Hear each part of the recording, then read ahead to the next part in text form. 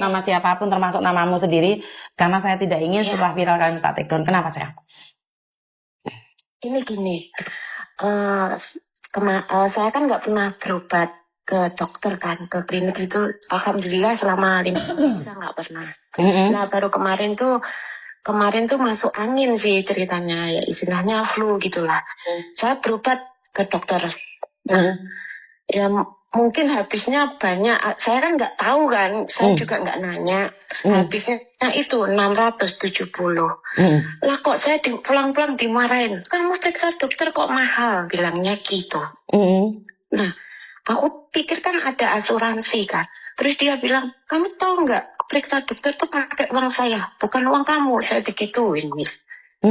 Saya mau nanya, apakah kita ini kalau sakit ke dokter periksa gitu, apakah bisa untuk diklaimkan ke asuransi?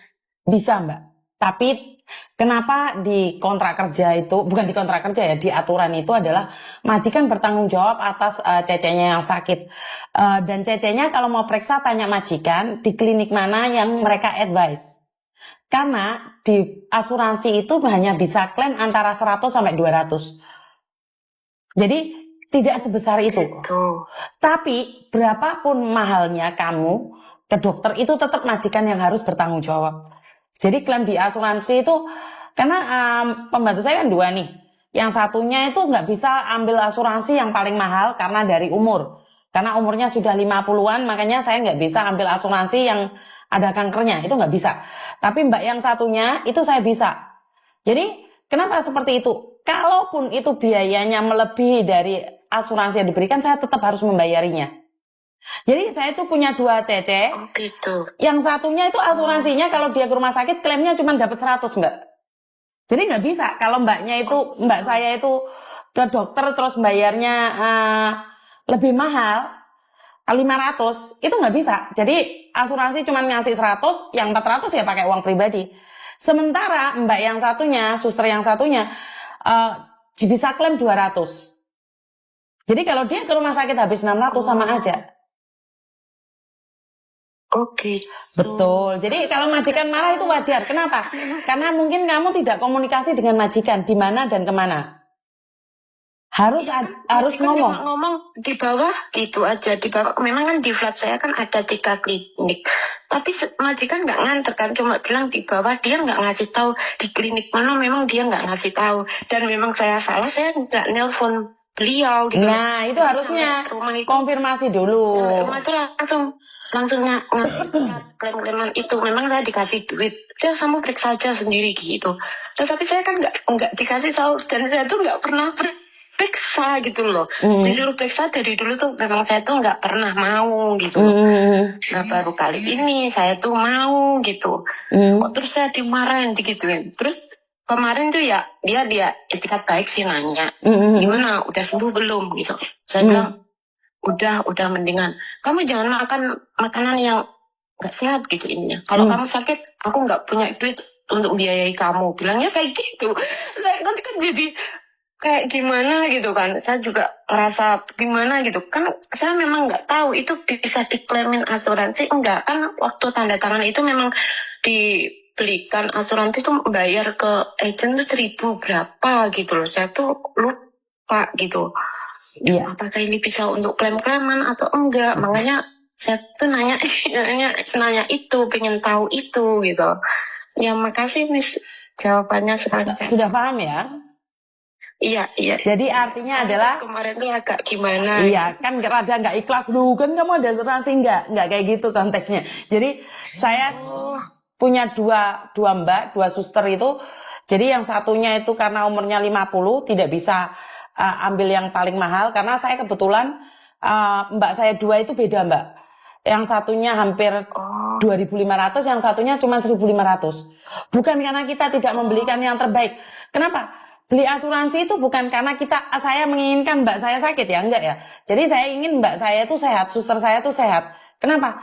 Kalau dia sakit pun ada asuransinya yang bisa mengcover. Itu tujuan awal saya.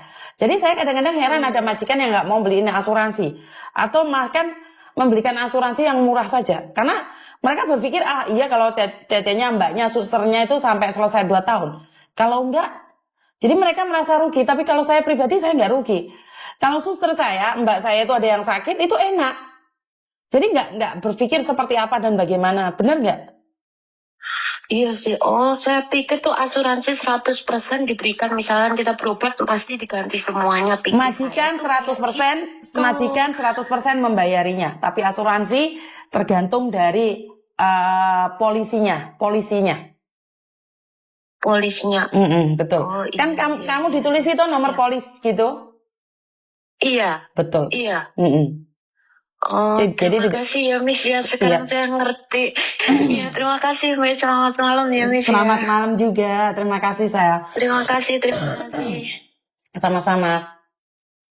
Oke, ini adalah sesuatu yang sebenarnya sepele, yang sangat kecil, tapi jarang diketahui oleh banyak orang tentang klaim asuransi. Karena kebetulan saya katakan bahwa saya adalah salah satu staff agent dulu, jadi saya tahu, bahkan saya juga mengurusi asuransi, bahkan klaim asuransi. Jadi, karena dulu saya bekerja di salah satu agent kecil, jadi semua masalah itu saya bisa belajar. Jadi bagaimana caranya klaim, karena majikan dulu zaman dahulu kan tidak tahu klaim asuransi nih. Kenapa saya katakan, loh, ini gini loh, ini anak masuk rumah sakit kok cuman dikembalikan 200, loh satunya kok cuman dikembalikan 100. Akhirnya saya nanyakan sama asuransi. Lah, mereka itu polisinya itu seperti apa? Polisi. Jadi bukan Pak Polisi ya, tapi nomor polisi, nomor polisnya dia itu berapa? Oh, dicek. Oh, ini kan dia punya data seperti ini, punya data seperti itu. Jadi beda-beda ya Mbak ya. Jadi banyak sekali yang menanyakan tentang klaim asuransi itu kenapa kok tidak full 100%, tergantung. Tapi majikan bertanggung jawab atas pembayaran asuransi itu secara full, secara 100%. Jadi 100% itu harus dibayar.